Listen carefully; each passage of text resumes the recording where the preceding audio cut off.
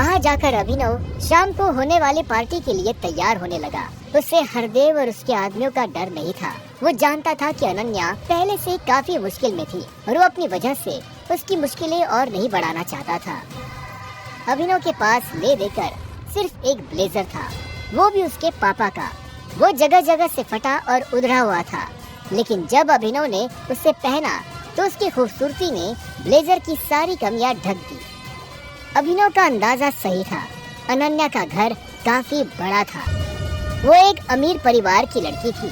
जितना अभिनव महीने का कमाता था उतने की अनन्या ने सैंडल्स पहनी हुई थी। अनन्या की आंखों में दिख रहा था कि वो अभिनव से कितनी नफरत करती थी। अभिनव भी पार्टी में इतने बड़े लोगों के बीच जाने से घबरा रहा था। उसी घबराहट में उसने कब अपने पापा की अंगूठी को उंगली में गोल गोल घुमाना शुरू कर दिया, उसे पता ही नहीं चला।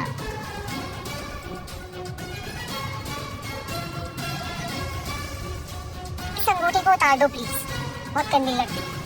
सॉरी पर ये अंगूठी मेरा सब कुछ है।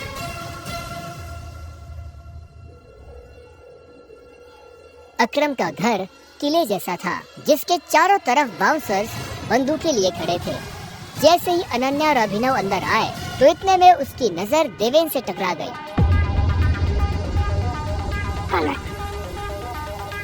तू यहाँ जाता था साले। अनन्या पागल हो गई हो तुम। इस सड़क चौक में ऐसा क्या देख लिया किसी शादी कर ली?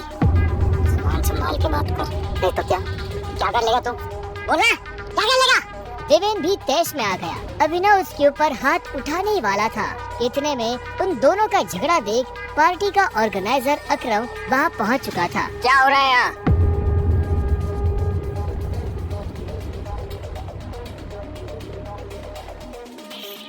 अकरम सर देखिए इस आदमी को, एक क्रिमिनल है, जबरदस्ती अपनी पार्टी में घुसा है।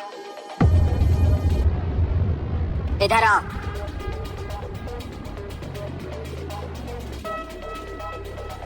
कौन हो तुम और यहाँ कैसे आए? एक्चुअली ये मेरे पति है। अकरम को अनन्या की बात पर विश्वास नहीं हुआ। तुम इस पार्टी में इनवाइटेड नहीं हो। इससे पहले कि मैं पुलिस को बुलाऊं, चले जाओ यहाँ से। Thank you Akram sir. Ananya तुम भी इससे दूर रहो, साला गरीब कहीं का। रुको।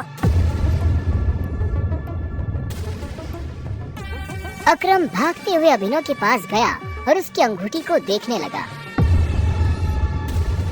मुझे तुमसे कुछ जरूरी बात करनी है, अकेले में। अच्छा चलो। अकरम ने कहा और अभिनव का हाथ पकड़कर उसे अपने साथ अंदर ले जाने लगा।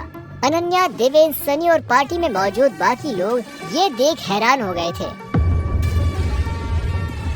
कुछ देर बाद जब वो अकरम के कमरे में पहुंच गए तो अकरम ने दरवाजा बंद किया और अभिनव के पास आकर बोला, मैं तुम्हारी ये अंगूठी देखना चाहता हूँ। क्यों? डरो मत, मैं ऐसे मांगने वाला नहीं हूँ, बस मुझे इसमें कुछ देखना है, प्लीज।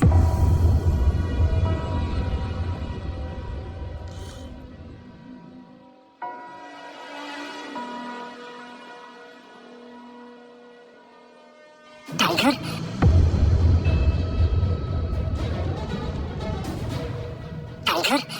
अभिनव ने अकरम के मुंह से ये शब्द सुना तो वो हैरान हो गया। उसे अचानक से अपने पिता के वो आखिरी शब्द याद आ गए जो उन्होंने अभिनव से विदा लेते हुए कह दिए थे।